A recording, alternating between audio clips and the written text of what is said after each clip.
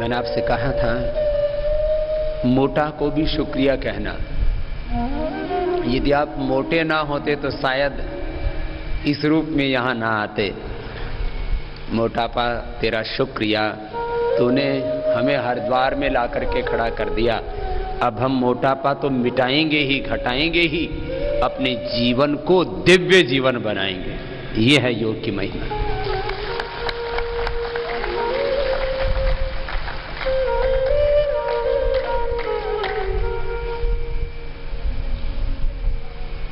तो तीसरा योग का लाभ सुप्त ज्ञान और सुप्त शक्तियों का लाभ।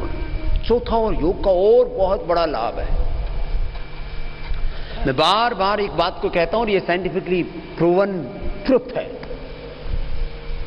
क्या? हर एक के शरीर में कोई भी रोग पैदा हो सकता है। Blood pressure, heart problem, thyroid, sugar, arthritis, asthma से लेकर के चमड़ी का रोग, लिवर किडनी का रोग, कोई भी शरीर में रोग किसी को भी पैदा हो सकता है। Cell MS, autoimmune disease, cancer तक। ये बहुत बड़ा सत्य। एवरी पर्सन है every disease in the body, every person है cancer cells in the body. दो ही तरह से बात को कहा जाता है मेडिकल साइंस में, pre cancer cells, post cancer cells. Pre disease body, post disease body. किसी भी शरीर में कोई भी रोग पैदा हो सकता है। इसलिए आप देखते हैं कई बार, अरे बोले कल तक तो एकदम ठीक ठाक थे, अचानक क्या हुआ? हर एक के शरीर में कोई भी रोग पैदा हो सकता है और हर एक के चित्त में कोई भी विकार पैदा हो सकता है। इसलिए एक बात कहते हैं ना, बोले जब तक आदमी को बेईमानी का मौका न मिले तब तक ईमानदार बना रहता है। जब कोई मौका आता है आदमी बहक जाता है। पुष्पम दृष्ट्वा फलम दृष्ट्वा दृष्ट्वा च नव यौवनम एकांति कांचनम दृष्ट्वा कस्य नो विचलित मना। विचलित हो जाते हैं, बहक जाते हैं। माता यस्य पतिव्रता, पिता च यस्य धार्मिकः, गुरुर्यस्य महायोगी, तस्य नो विचलित मनः। मां जिसकी पतिव्रता है, पिता जिसका धार्मिक है और गुरु जिसका महायोगी है, वो जीवन में कभी विचलित नहीं हो सकता। ये एक दूसरा सत्य। ये तत्व हैं बड़े जीवन के। इन सत्यों को समझो। योग से चौथा लाभ होता है हमारे अशुभ का क्षय हो जाता है। अशुभ को कितने शब्दों में कह लो, अज्ञान का, अविवेक का, अविद्या का, दोषों का, विकारों का क्षय हो जाता है, रोगों का क्षय हो जाता है और शुभ का उदय हो जाता है। इसी को कहा योगांग अनुष्ठानात अशुद्धि क्षय ज्ञान दीप्ति ही अविवेक ख्याते।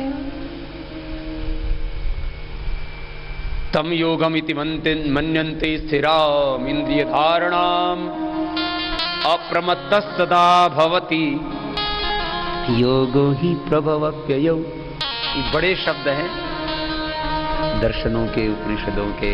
अब उनको मैं आम भाषा में कहता हूं क्योंकि मैं तो एक आम घर में अनपढ़ माँ बाप के यहाँ किसान परिवार में पैदा हुआ ना, तो मुझे ऐसा लगता है मैं वो सत्य कहूँ जो सबको समझ में आ जाए। कोई अपना वैदुष्य, कोई अपनी विद्वत्ता झाड़ने के लिए थोड़ी बैठे हम यहाँ कि मैं बहुत बड़ा विद्वान हूँ, मुझे बहुत शास्त्रों का बोध है, मुझे बहुत ज्ञान विज्ञान साइंस टेक्नोलॉजी का पता है। ठीक है, पता है तो भाई समझो ना, सत्य तो समझने के लिए। अब योग के बारे में अंतिम बात, ये जो पांचवा लाभ है ना, उसमें सब कुछ आ गया।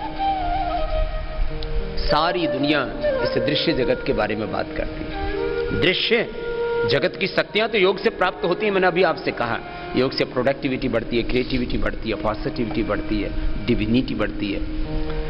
और किसी को ये समझ में ना आए तो पतंजलि योग पीठ देख लो। योग से क्या होता है उसका लाइव एग्जाम्पल है पतंजलि योग पीठ और स्वामी रामदेव तुम्हारे सामने बैठा है। मैं अपनी आत्मश्लाघा, अपनी आत्म प्रशंसा, अपनी बड़ाई के लिए इस बात को नहीं कह रहा हूं। हमारे जीवन में जो कुछ है वो योग से है। योग एक मेडिकल साइंस तो है ही, बियॉन्ड द मेडिकल साइंस इसको बोला जाता है। हमारे यहाँ पर अतीन्द्रिय ज्ञान, अतीन्द्रिय शक्ति, अतीन्द्रिय सामर्थ्य की प्राप्ति योग से होती है। इसको कहते हैं दिव्य जीवन की प्राप्ति, achievement of life, divine life आप अचीव कर लेते हैं योग से। यह है योग की महिमा। एक आपने शब्द सुना होगा कुंडलिनी जागरण, मूलाधार से लेकर के सहस्रार तक। अष्टाचक्रा नवद्वारा देवानां पुरयोध्या तस्यां हिरण्यः कोशः सर्गो ज्योतिषा। देह में 8 चक्र हैं, 9 द्वार हैं, देवताओं की नगरी, इसी को अयोध्या का है। इसमें रहने वाला आत्मा ही राम है, हनुमान है, घनश्याम है, शिव है, गौतम कणाद जमनी पाणिनि पतंजलि विवेकानंद दयानंद है, बुद्ध है, महावीर है, नानक। सारी दिव्यताएं अपने भीतर है। योग करने से ये सारी दिव्यताएं प्राप्त हो जाती है। कुछ बचा ही नहीं, फिर भी कह रहा हूं आगे। कुंडलिनी जागृत हो, माने मनुष्य को, अभी मनुष्य के बारे में इतने वर्ल्ड में साइंटिस्ट हैं। देखो, 2 चीजों के लिए पूरी दुनिया में अनुसंधान हो रहा है। अनुसंधान की 2 दिशाएं हैं, क्योंकि मैंने इस संदर्भ में बहुत स्टडी की है और आप में से भी बहुतों ने की होगी। एक तो मनुष्य के लिए विकास और एक मनुष्य का विकास, इस 2 पर अध्ययन हो रहा है। मनुष्य के लिए विकास कैसे हो, एक तो ये है। इसके लिए मोबाइल से लेकर के, कार से लेकर के, सैटेलाइट से लेकर के, और क्या क्या नहीं बनाया जा रहा है। दुनिया में सारे अनुसंधान इसी के लिए तो हो रहे हैं कि मनुष्य को ज्यादा से ज्यादा सुख सुविधाएं कैसे दी जाए। जितना भी मेटेरियलिस्टिक डेवलपमेंट है वो इसी पर तो केंद्रित है। दूसरा ये हो रहा है कि मनुष्य का विकास कैसे किया जाए। एक तो मनुष्य को बीमारियों से कैसे बचाया जाए। दुनिया का टॉप ब्रेन इस काम में लगा है, top brain of the world इसी पर वर्क कर रहा है, इसी फील्ड में, कि मनुष्य जितने साधनों का प्रयोग करता जा रहा है, अब जितने ज्यादा इंटरनेट का यूज कर रहा है, उसमें जो है क्या हो रहा है, उसमें सिकनेस आ रही है। क्या ज्यादा यदि नेट आदि का और भौतिक साधनों का प्रयोग करता है तो उसको बच्चे ही नहीं होते, इनफर्टिलिटी आ जाती है, सेक्सुअल डिसऑर्डर्स आ जाते हैं, नींद नहीं आती है, डिप्रेशन आ जाता है, हार्ट की प्रॉब्लम आ जाती है। मोबाइल सुनते सुनते ही उसके जो विद्युत तरंगें होती हैं, रेज होती है ना, उसकी रेडिएशन, उससे कैंसर हो जाता है। सुन लो, जो ज्यादा मोबाइल सुनते हैं ना, घंटों घंटों बतियाते रहते हैं। और ये आजकल तो पता नहीं क्या नया ट्रेंड चला है, शादी से पहले 5-5, 6-6 घंटा कुछ तो पूरी रात बतियाते रहते हैं, और शादी के बाद फिर कोई बात रहती नहीं, फिर तो लात चलती है, बात खत्म हो गई। क्यों? माने हमने सुना है बहुत बुरी हालत रहती है, घंटों घंटों पता नहीं क्या बतियाते रहेंगे। और माता पिता भी उनको कहते ठीक है, आजकल तो माता पिता उनको फोन ला करके देते, ठीक है बेटा कर लो जो भी करना कर, और बाद में किसी काम के नहीं रहते। अरे कुछ तो बचा के रखो।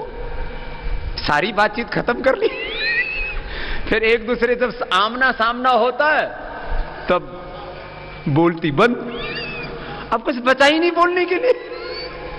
फिर थोड़ी दिन में हालत, ज्यादा मोबाइल का यूज करने से, इसलिए ये बात का मैंने अनुभव किया आज से 15 साल पहले। तो उस शुरू में मोबाइल आया था, तो उसी समय फिर हमारा संपर्क बढ़ने लगा। तो करीब 15 साल पहले से मैं 99% अपने फोन की घंटी नहीं बजने देता। 15 साल पहले ऐसा हुआ, फिर घंटी खुड़कर मेरे इधर घंटी खुड़कर मेरे दिमाग में कुछ टुन टुन होने लगी। अरे मैंने कहा इसकी घंटी बंद करो। तब से मेरा फोन साइलेंट पे है और आज तक साइलेंट पे ही पड़ा है। कभी इमरजेंसी में, मैं इतने प्रोग्रामों में होता हूं, कभी इमरजेंसी में तो आवश्यकता पड़ती है उसकी, तो कभी उसको आपने देखा होगा मेरा फोन कभी नहीं बजता, झोले में रहता है। जब मैं कहीं बाहर घूमता हूं तो मेरा फोन घंटी बजती ही नहीं, क्योंकि घंटी पे रखते ही नहीं मैं उसको। ये सबके लिए पॉसिबल नहीं है। लेकिन कम से कम यूज करो। विदेशों में लैंडलाइन फोन का यूज करते हैं 99% लोग। और ये जो टावर होते हैं ना मोबाइल के, हमारे यहाँ तो दिल्ली में, कलकत्ता में, मुंबई में, बड़े शहरों में मैंने देखा लोग अपने घरों पर लगवा लेते हैं। जिस घर में टावर लगे रहते हैं उस घर में कैंसर की बीमारी आज नहीं तो कल होने वाली है। इसलिए शुरू में क्या करते हैं, 50,000 1 लाख रुपए मिल जाएंगे। अब तो कई जगह तो कोर्ट के भी ऑर्डर आ गए, इनको हटवाओ। उस मोबाइल के टावर के आसपास जो चिड़ियां घूमती रहती थी या उस पर आके बैठ जाती थी, वो चिड़ियां मर गई सारी। ये जो संचार क्रांति है, इसका सबसे बड़ा दुष्प्रभाव ये हुआ है। अब अफ्रीका में लोग जाकर के चिड़िया देखते हैं क्योंकि चिड़ियाएं खत्म हो गई हैं। पिछले दिनों में साइंटिस्ट मिला था, एक चिड़िया वाली बात। दूसरी जो है खट्टर जी से मिला तो बोले बाबा जी हम जो चील है उसका प्रोडक्शन कर रहे हैं, अभी हमने पता नहीं कितनी 10 चील छोड़ी, पता नहीं कितनी। बोले जी चील खत्म होगी कैसे? ये जो पेस्टिसाइड्स खेतों में डाला गया ना, वो उनके पेट में चला गया। माने पशु का मांस कोई कुत्ता भी खा लेता है तो उसको भी बीमारी होने की संभावना रहती है, कुत्ते को भी,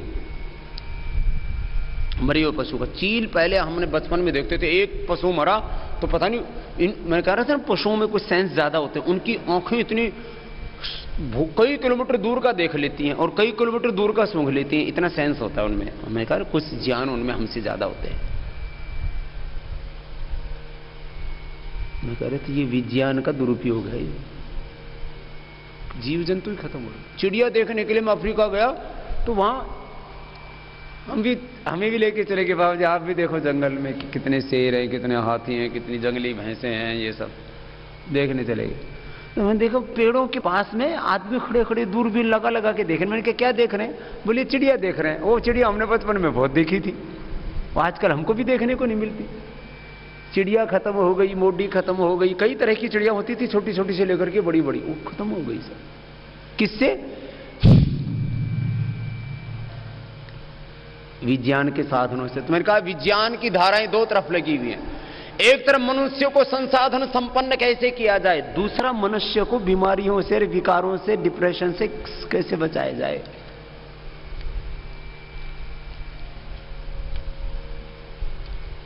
योग ही एक माध्यम है जिससे मनुष्यता का विकास हो सकता है और बाहर पूरा समाधान नहीं है।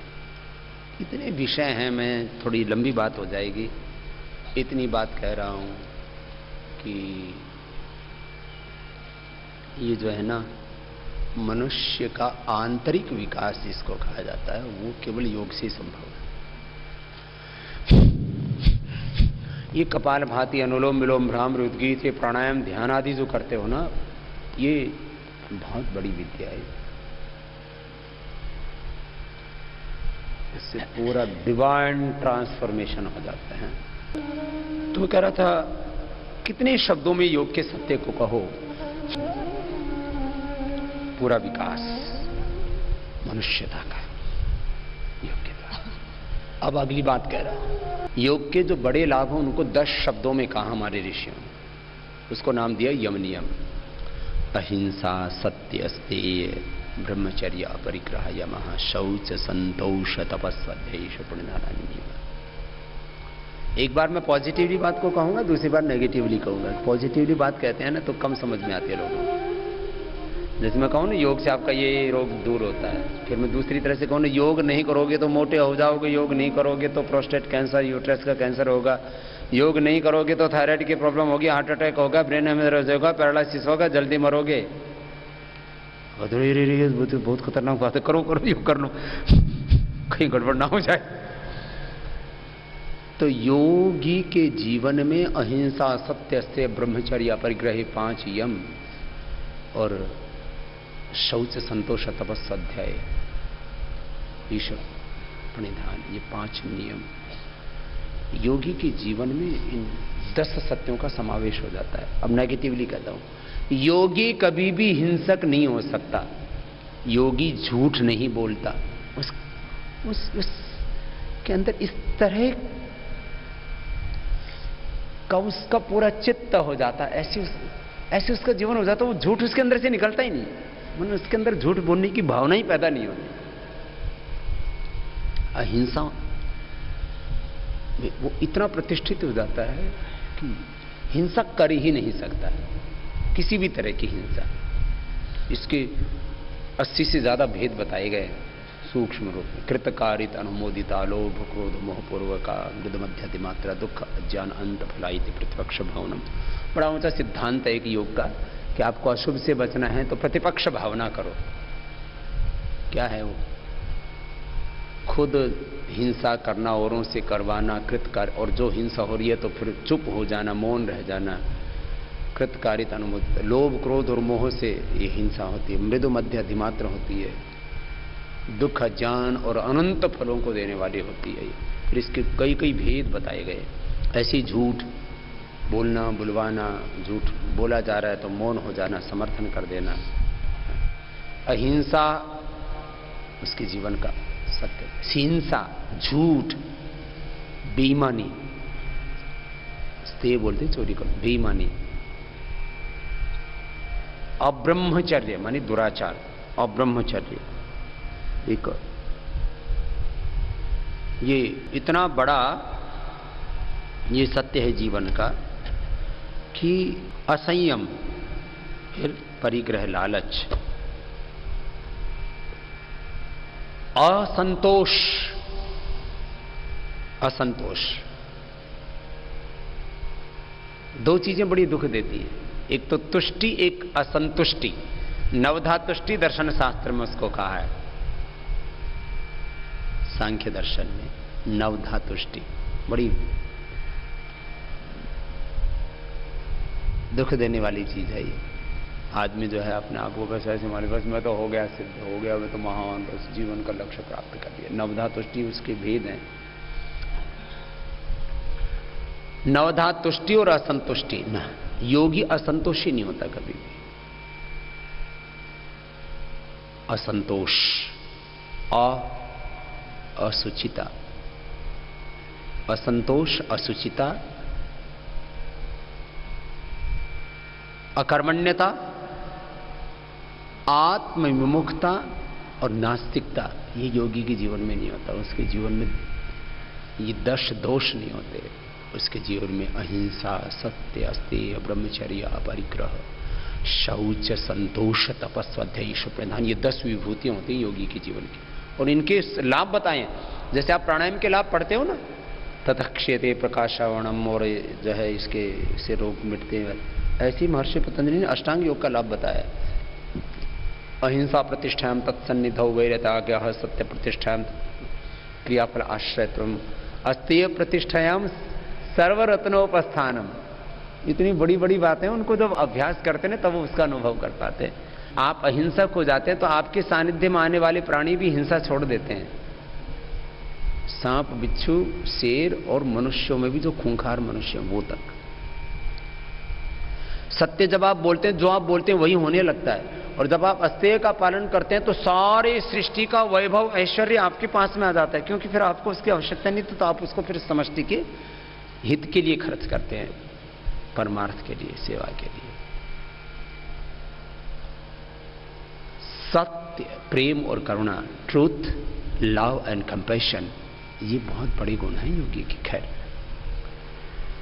कितनी ही बातें हैं,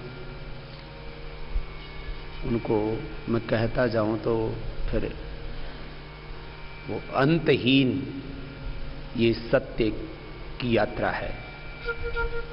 इसके लिए कहते नहीं, योग तो ये अनंत का पथ है, कोई सीमाएं नहीं है इसकी। हाँ, चलो थोड़ा पैरों को तलवों से मिला लो, थोड़ा रिलैक्स कर देते हैं, थोड़ा सूक्ष्म व्यायाम करा देते हैं।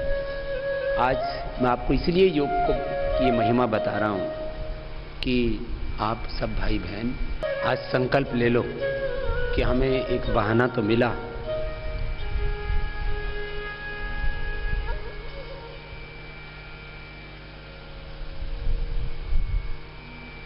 इस योग की यात्रा में आगे बढ़ने का, जिस भी कारण से मिल गया हो।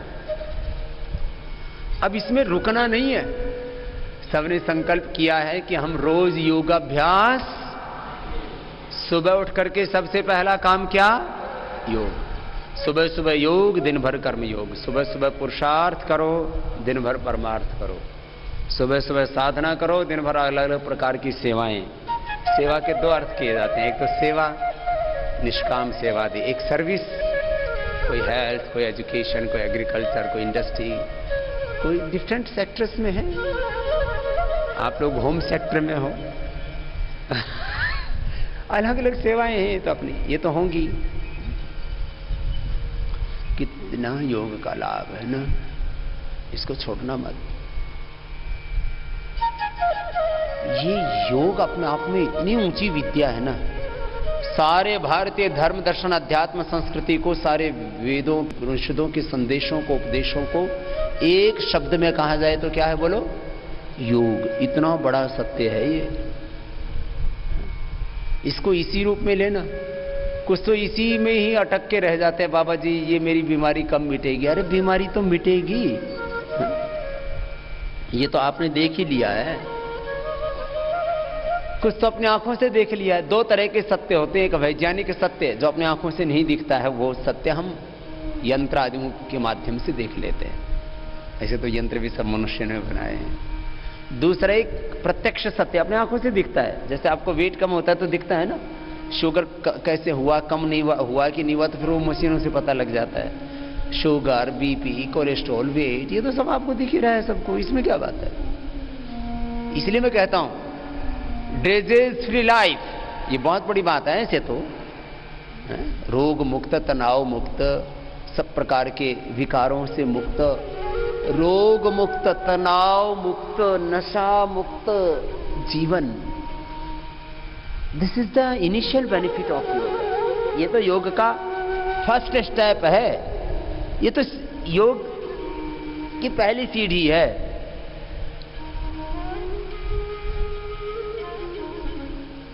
Achievement of divine life, this is the ultimate goal of योग। कुछ तो है योग के बायो प्रोडक्ट। क्या है योग के बायो प्रोडक्ट? स्वास्थ्य मिलेगा, शक्ति मिलेगी, सुंदरता मिलेगी। मिल रही है ना? थोड़े थोड़े पहले से खूबसूरत हो गए हो ना? बोला हाँ बाबा जी, थोड़ी थोड़ी कमर काबू में तो आई, फ्लैक्सिबिलिटी आ गई। आगे पीछे झुको, कुछ तो बैठे बैठे प्रवचन सुनने लग जाते हैं फिर।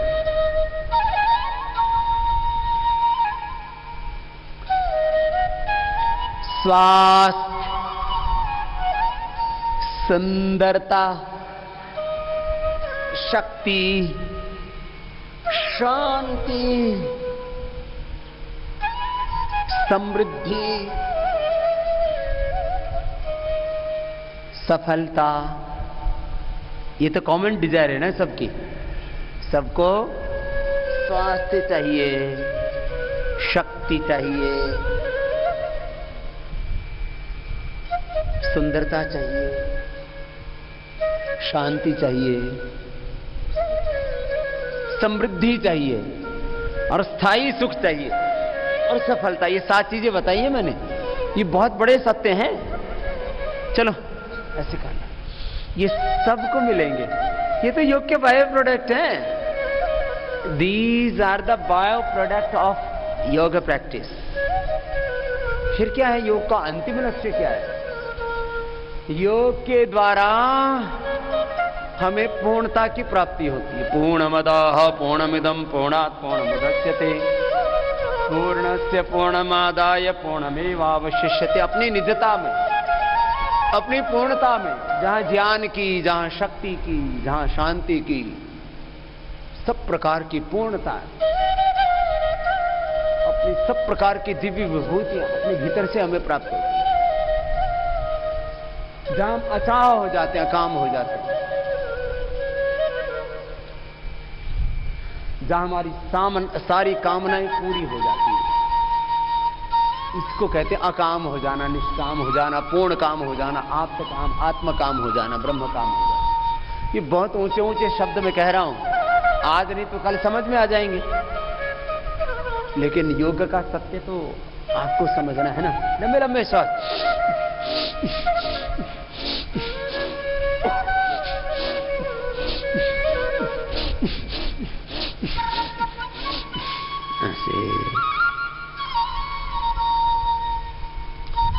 आज मैंने कुछ योग के संदर्भ में बड़ी बड़ी बातें कह दी, समझ में तो आ रही है ना? बाबा जी आप बताते हो तो समझ में तो आती है। दोनों हाथ सामने खोलो, सूक्ष्म व्यायाम कर लेते हैं आप पूरा। सूक्ष्म व्यायाम और प्राणायाम इतना भी होता रहे ना तो जीवन संभल जाएगा। कई बार मुझसे लोग कहते हैं बाबा जी आप सुबह से लेकर के शाम तक सबको योगी बनाने में लगे हुए हो, कितने बन जाएंगे? मैंने कहा 700 करोड़ लोग योगी बने या ना बने, हिंदुस्तान के 125 करोड़ लोग योगी बने, 125 करोड़ लोग योगी बने या ना बने, 1% तो बन जाएंगे। बन क्या जाएंगे? 1% को तो हमने बना ही दिया है और इतने ही बहुत है। एक योगी हजारों लाखों के बराबर होता है। मैं भी तो हूं इसमें एक, मैं भी तो एक आदमी हूं। मेरे से लोग बोलते बाबा जी इतनी पावर आप में कहां से आ गई, इतनी ताकत आप में कहां से आती है? तुम भी ले लो भाई, योग से आती है, मुफ्त में मिलती है। लेकिन ये इसको करने के लिए थोड़ी मेहनत लगती है। मेहनत तो लगती है, वैसे कोई इसके लिए पेमेंट करने की जरूरत नहीं कि कोई एटीएम में पेमेंट करके और योग से प्राप्त होने वाली शक्ति खरीद के लेके आ जाए। भक्ति शक्ति मुक्ति मिलती मोल ना, भक्ति शक्ति मुक्ति मिलती मोल ना, भक्ति शक्ति मुक्ति मिलती मोल ना, जितना भी करना हो अपने आप कर, जिंदगी में भूल करना पाप कर, हर घड़ी परमात्मा का जाप कर, आएगा परमात्मा तुझको नजर। लंबे सांस। आएगा परमात्मा तुझको नजर, आए ना दिल का तू पहले साफ कर। लंबे लंबे सांस। भीतर अभी बहुत गर्दिश पड़ी हुई है, सारी झाड़ लो। लंबे लंबे सांस।